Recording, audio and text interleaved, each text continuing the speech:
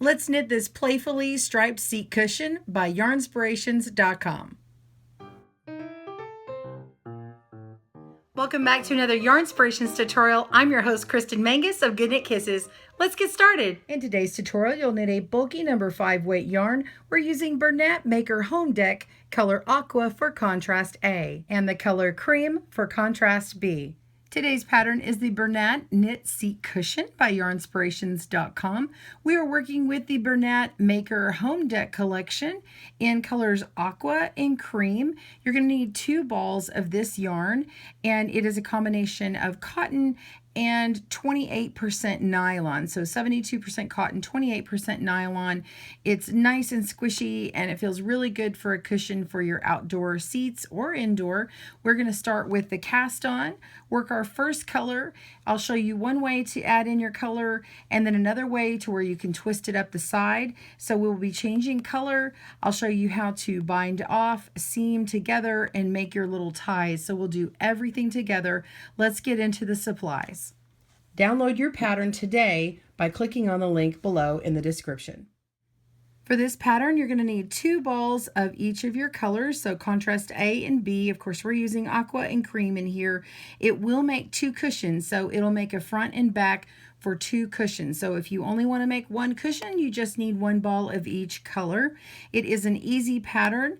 The size is approximately 16 inches square. If you need to make it larger than that, say an 18-inch or 20-inch, I'll cover you with some information on gauge. And you're going to need a size US 10.5 or 6.5 millimeter needle. I'm using a circular today. This is a 16-inch cord on our cable length on my needle here today. All right, let's get started. As with any of my videos, I always suggest to go ahead and watch the entire video from start to finish so that you know where to pick back up. We're going to go over the pattern first, so I suggest you keep watching. Okay, so first you want to determine what size you want your cushion to be. Now, of course, you can just jump right in and make this 16-inch, but it won't make it if your stitches are too tight or too loose. Now, this is according to the gauge that they got. So this is important when you come to measured items. Let's say you measure across the width of your seat and you determine, oh, I need this 18 inches. Well, what you need to do is make yourself a swatch. And this tutorial is going to show you how to make the swatch, and then you can cast on a greater number and make exactly the size that you need. And I'm going to give you all the tools. So listen up and get your pencil ready to write it on your sheet. Be sure and print out a sheet to the side and make notes. Okay, so I'm just working off of this iPad here, but on the side I have written notes to refer to. Okay, so this says right here, the measurement is 16 inches or 40.5 centimeters. So if you're going by centimeters, I'm just going to refer to inches in this tutorial. So you'll have to make that conversion for yourself. The gauge is 14 stitches, which is across, and we're going to ignore this rows section here. So 14 stitches in a 4-inch area. So you would take 14 divided by 4 to find out how many stitches in 1 inch that you get. I happen to get, when I take 14 divided by 4, I get 3.5 stitches. So there's 3.5 stitches per inch, and if you take 3.5 times the 16 inches that we want, you get the 55 stitches that they want you to cast on. Now, if you want 18, then you would say 3.5 times and change this to 18, and then this number would become 63, and if you had a 20-inch, the number would become 70, and so on and so forth. But what if you measure yours and it's a different number? Well, then you would take whatever number you get in that 4-inch period and take that number divided by 4 inches, and then you've got your stitches per inch, and then you would multiply it times the width that you want. That's it. And that just tells you, that determines how many stitches you're going to start with. Now, for our cast on, I'll show you what we're going to do. You can cast on the same stitches that I've done here, and it will allow you hopefully to get about the same size that I have. I'm able to measure a 4-inch area here, and I've got this little hard gauge measurement tool here, and it's got it all along the side.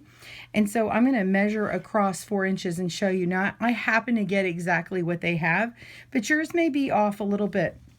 To get this size, we cast it on, let's see, 1, 2, 3, 4, 5, 6, 7, 8, 9, 10, 11, 12, 13, 14, 15, 16, 17. Okay, I have 17 stitches. I need an odd number of stitches to get this stitch pattern. This is the seed stitch pattern. So I'm going to come down here and I'm going to look at my stitches, and let's zoom in so you can really see this.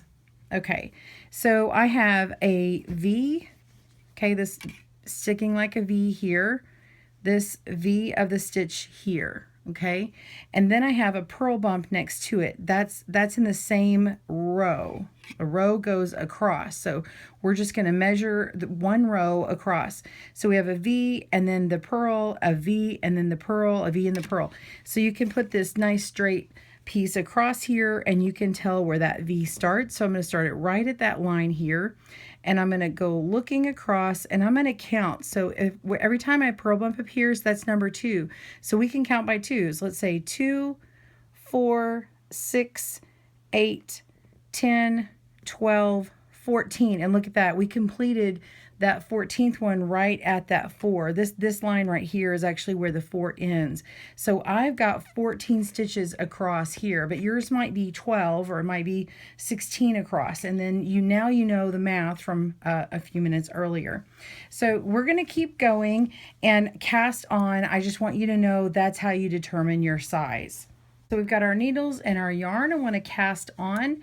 Now you're just going to cast on about 3 times the width that you're going to need if you're using long tail cast on. So you'll just pull that amount out, or you can wrap your yarn around, leave a little bit of a tail and wrap it around your needle as many times as stitches you need, and then you can stop at that point and make a slip knot. So whichever way you're most comfortable with. So make a slip knot, and I just made one here. The way I do it is I wrap it around my finger 2 times, I lift the back over the front, and then the back over the tip of my finger again and make a slip knot. There's many ways to do it, that's just one. And then I'm going to slip that slip knot on my needle, put the tail towards me, and the working strand or ball to the back. So tail towards, ball back, and then just going to tighten that up on my needle. And you can also do this without a slip knot, and you just hold it loose here. So I'm going to grab my yarn and split this here in the middle. Let's pull that aside. So tail towards you, ball in the back. We're going to hold it in our hand and split it with our fingers and pull it back to make a slingshot. Scoop up through the thumb, down through the finger, and down through the thumb again. Let go and pull that to where it's not slipping off, and so it's loose, but not too loose where it falls off, and not too tight. So we're going to do that again. Scoop up through the thumb, down through the finger, down through the thumb, and then pull it. Scoop up, down, down, pull, up, down, down, pull, and continue casting on until you have your desired number of stitches. You can do 17 if you're trying to measure for the gauge. I'll probably just do about 15. The main key is you need an odd number of stitches, so whatever your math ended up determining to, go ahead and round up to the nearest odd stitch, and that way you know that you're going to have the right number.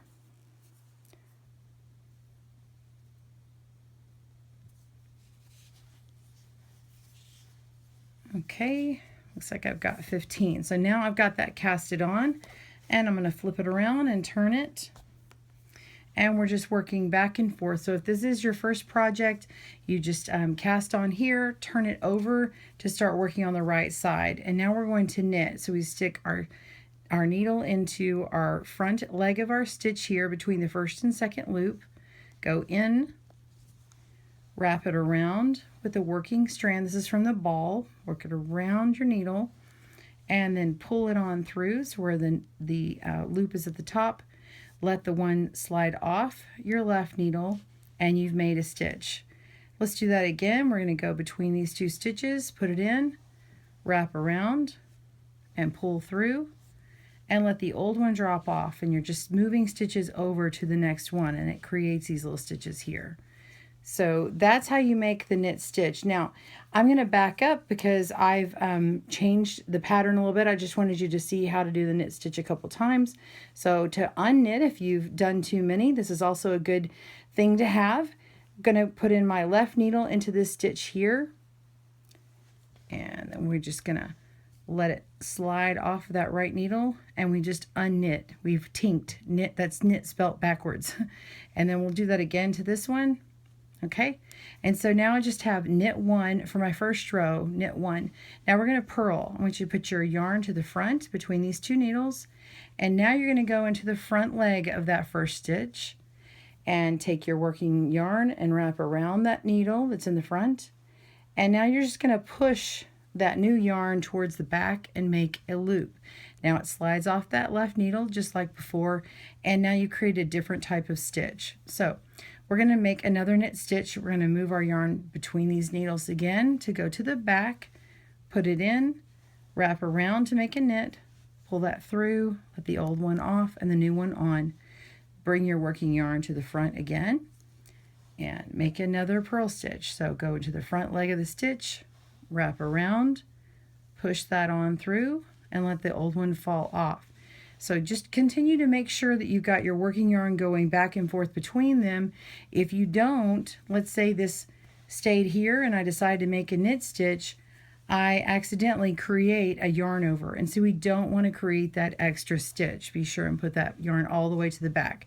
So you're going to continue knit 1, purl 1 all the way to the end. That's it. Then when you're done, you're going to repeat that row over and over until you have 12 rows. I'll meet you back up when you have done that. I've worked my 12 rows and I'm ready to turn over just like I do with every new row. And we want to work in our second color that we've been working on, contrast A, for 12 rows. We're going to put our needle in just like we're going to start. Instead of wrapping around the new yarn, we want to grab this yarn here, which is the contrast B, and you're just going to want to hold it at the back, okay, just to get a little bit of attention, okay, and you can even grab the other yarn and put it at the back as well to hold it, to kind of keep it tight.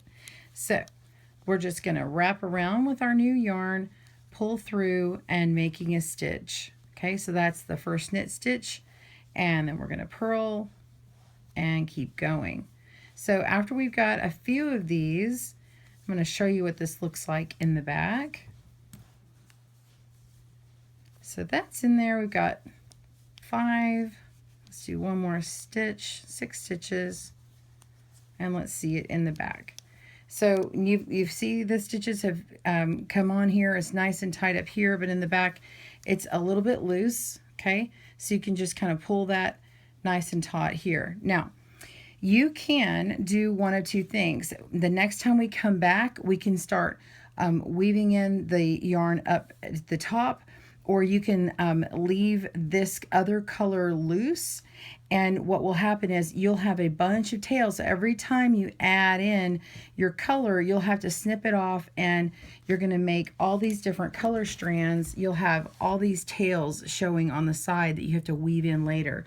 So I'm going to show you how to weave that in and work it as you go. So I'm going to continue to the next row and come back, and when we get to this spot, we'll pick back up and I'll show you how to flip that color around to keep it stranded inside. So I've worked 2 rows. I'm at the end of the second row, and you can see that this one is nice and loose because it's got this tail from the beginning part.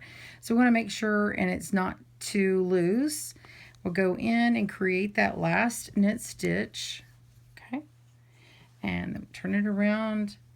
All right, so now we need to start our white again, and you would normally pick this up and start working, but if we want to trap this tail in there, we just need to do one little thing. You just need to grab it from down below and trap this in, okay? So you can grab it from down below, or you can make this one fall on top and move your yarn and then start going, but I find it easier to do it like this. Okay, so the yarn's like this, and then I just grab it like this, okay, and then put my needle in, all right, and then start working with it. Okay, so once I start working with it, I can even take this while it's still on the needle. I can take that old one and kind of pull on it just a little bit.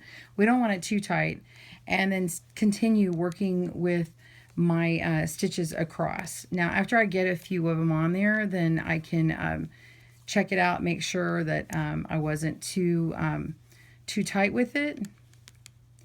And that looks pretty good. The only one that's going to be a little bit of a hassle is that very first one, this one down here. Okay, so I'm sorry, not this one. This one right here. This is where I first came in. And so this is the one that'll get tied in later on. So this is the only one that's not like really knotted in. But this one is going to continue up. Let me show you an example of what it looks like as you're working with it. Okay, so this is an example of us weaving it in as we go. So you're going to want to be nice and consistent. You don't want it too loose to where there's all these big loops, but you also don't want it pulled really, really tight like this, so where it's uneven. So just nice and evenly distributed. And this is what it would look like, say you decided I'm going to cut it every time. You're going to have these loose strands to deal with, and it makes these stitches big, so you have to kind of play with these every time. So you can see how this will be nicer to work with later on and less tails. Okay, so continue going on and follow your pattern. You're going to want to go and work the 12 rows in the B color and then switch to A for 12 more, and then you're going to go into a series where it has the 6 rows and you get this accent here. Okay, so if you determine that you want to make a 16-inch deep one, this will work just fine. If you do the math on here, you'll notice that the row count, so let's go back into gauge. The row count is, if you take 24 divided by 4, you're going to find out that for every 12 rows, you're going to get 2 inches. And so if you count up every 12 rows, this actually ends up only counting up to about 15 inches. So when you get to this very back one, I would suggest maybe working another 6 rows to get in the main color to get this just a little bit bigger at the back here. Okay, and then when you work the other side cushion, the other back side, then you'll do the same. Now, if you're working an 18-inch square, if you want it larger, then I would suggest either making on the front and back ends to make these stripes larger, okay, so longer here, and adding your inches in at the front and back, or you can add multiple stripes in here. So it would work well to where it says with B work 6 rows, with A work 6 rows, with B work 6 rows. So this second row of A and B where it says 6, you can, if for 18 inches, you could repeat this one twice, and then you could, sorry, let me point with something else. You could work with this one twice, and then this one twice. And then for the 20 by 20, you could work this one 3 times and this one 3 times. And so you would have a bigger series of small stripes. It's really just make it your own. And you could even do this in 3 colors if you wanted to. So you're going to want to determine that out. You could even chart it on graph paper. So continue working on that. And then when we meet back up, I'm going to show you the bind off, and we'll make these ties and finish it up together.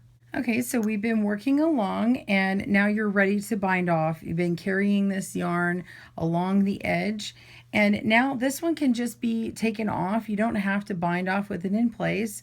So just snip a long tail that you can weave in.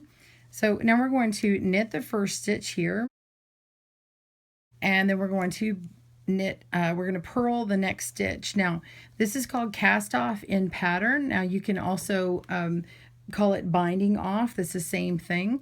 So now that we've done the first 2 stitches, we want to lift the first stitch over the second one, and what that does is it binds off 1 stitch. Now we're going to work the next stitch, and we had already determined that that was going to be a knit stitch, and so we're going to lift the back loop over the front loop. Okay, and so we've knit a second one, or we've bound that off. And now we're going to purl the next stitch. So we're just alternating just like we would on our row, and lift the back loop over the front loop. Loop stitch, same thing. And then you just can keep continuing on until we get to the end. So I'll meet you back in a moment and show you how to finish this off. We're on the last stitch. Just go ahead and knit that one and bind it off. And now all we need to do is give it a little bit of a tug. I'm going to cut a strand here, cut that off. Okay, so you bound off this here and we've made the first cushion, okay? So then we want to make a second cushion right here, okay? And we've got these edges here. We've got all these little tails that need to be woven in. But before you start doing that, we're gonna go ahead and make our ties. So all we do is we're going to make a little tie like this. This is just a small version. So you're gonna cast on just as you did before, but you're going to make 40 stitches, and then we're going to knit 2 rows and then bind off. So instead of doing the purl stuff, you don't have to do that. It's all knit. So you're just going to make 2 of these. So we've already gone over all the techniques you need. Let's talk about how to weave in the tails next. I want to weave in my tails. I'm just going to grab, this is actually my contrast B, and I put a wide-eyed tapestry needle in, and I just want to make sure that this is not so loose. We want to secure it in. I'm going to go up through this little outside bump here, and then I'm going to flip it over and actually work on the wrong side. Now for this one, it's actually reversible, but that won't matter to me because I just want to show you how you would do this if this was the reverse. So now I'm going to come through here and make sure this is kind of tightened up a little bit. And I'm going to find where my yarn is going around, and I'm going to follow this little smiley part here. Okay, so it's going around these stitches. All right, so I'm going to go through here and find where this imitates it. So let's find another stitch that I can go up through and get up in there. So I'm going to go underneath this aqua color. And it may require a little bit of playing with it a few times to see it. And I'm going to just find this and do a little yarn play. Okay, see, now I just matched where that one came from. And now I can go up and under here and go down and do a little yarn play. And then let's go around this stitch here. Okay. And I'm going to go around and then find this other one that does that too. And so I'm just going and matching, going around these stitches, and so it's really it really looks similar to what it did before, and you can't really see it and it's hidden. Okay, so once you do that, you can go up through the fabric and find another spot so where you can go back down through the same area and match those stitches. Okay, you can even just, if this is the back where no one's going to see it, you can even go through a few stitches here and then clip that out. Clip that off right here. Okay, so that one's tied in. Of course, it's on the back side, so it'll hide. And then we want to go ahead and then get this part secured in here. So secure all of your ends, and then when you're ready, let's put the 2 pieces together and put your ties together in sewing. Okay. Okay, I've got nearly all my tails in. I'm just showing you I've got the right sides together. Now, they're side by side right here. I prefer to make my mattress stitch, which is what's going to sew them together when I have them side by side, just to demonstrate this. So you do put the wrong sides together. So I would put these together like this, and you can sew from the side like with the ends here, okay? But I'm gonna do it like this to demonstrate. Now, I've switched out my plastic tapestry needle because I think this metal one works much better.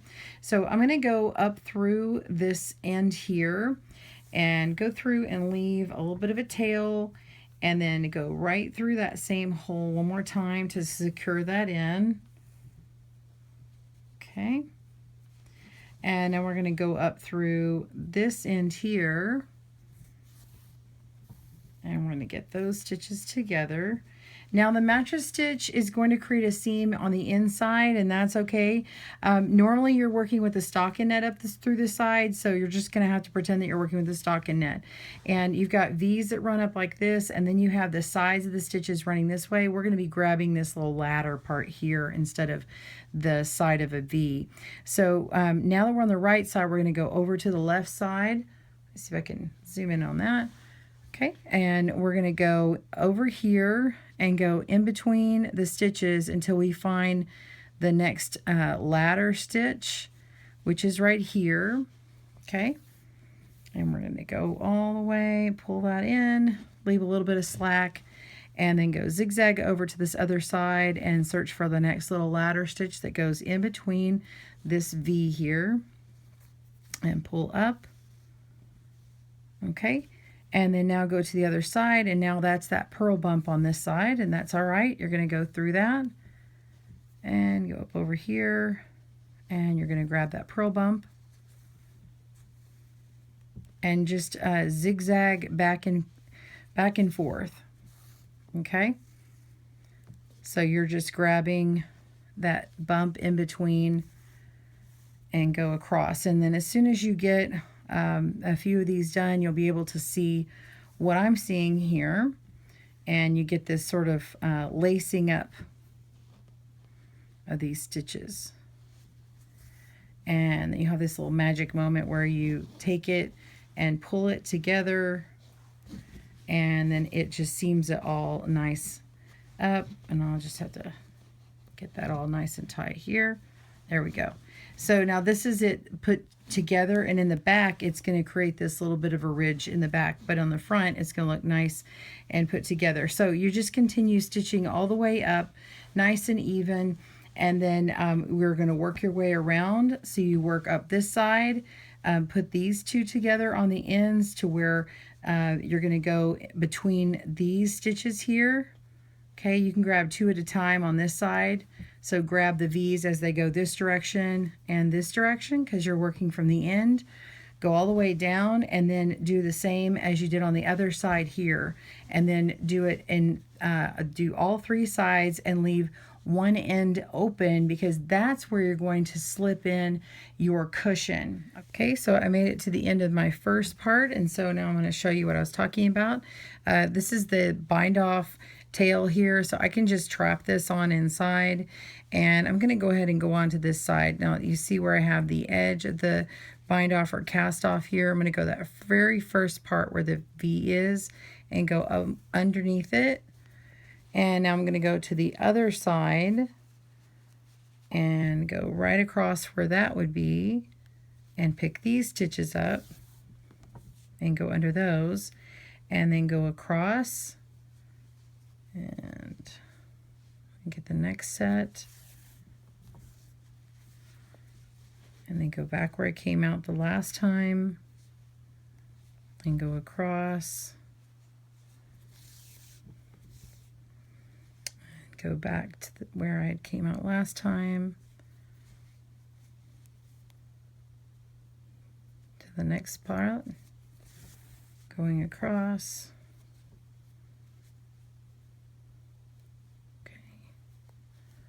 And then we just keep going across to the next column over.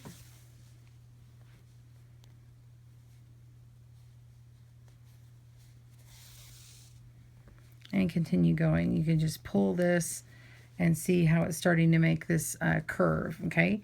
And then so you're just going to continue curving around and go to the other side and continue. I'm going to finish this end up, and then I'll just show you how to put a tie into one side here. Okay, at this point you will have already stuffed, now you've stuffed in your cushion, and then you seam this up here. And I've already seamed up my little sample here. And then I've got my ties that we want to tie in. I'm just going to show you one more time how to put this in here, this end. I've already woven in the other end, but I want to show you how I do this. It kind of reminds me of like the old-fashioned candy that kind of goes back and forth here. And we're just going to work in and out of these purl stitches. So I'm going to go around this stitch here, and I'm going to come up on this side where I'm going to go around another stitch here. Around here, I'm going to go back towards the stitch here. See, it follows that stitch, and then I'm going to go around the stitch here, okay, and then go back up to where I was, and then we're going to go around the stitch here. And so you just continue going around and around, and you will not be able to tell where those stitches were. So if someone comes and examines your work, they're not going to be able to see that. So once you got that in real good, we're going to snip it off. And again, yours is going to be 40 stitches. This is quite a bit smaller. So you're just going to fold this in half and put it on the end here, and then just stitch it in. So take your extra yarn and your needle and stitch into a few of these stitches right in the middle into here. And you can turn, if you haven't sewn up the end here, you could turn this inside out and use this to help you sew through here, or you can go in and out with your needle. So anyway, you're going to just want to fold that in half, place that on each corner, and then these will be long enough to tie around your chair. I hope you've enjoyed making your knit seat cushion with us today. Be sure and tag us on social media so we can see what you made. On behalf of yarnspirations.com and Good Knit Kisses, I'm your host, Kristen, wishing you happy knitting. Bye-bye.